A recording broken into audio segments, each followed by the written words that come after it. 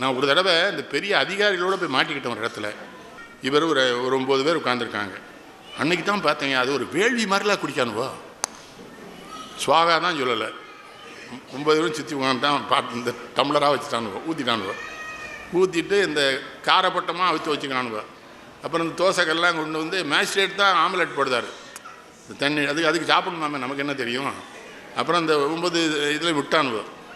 விட்ட அப்புறம் தான் ஒரு காரியம் பார்த்து எனக்கு மகிழ்ச்சியாக இருந்தது. 9 பேரும் அந்த பிராந்தியை தொட்டு பூமாதேவிக்கு விட்றானுங்க 3 முடிச்சுட்டு.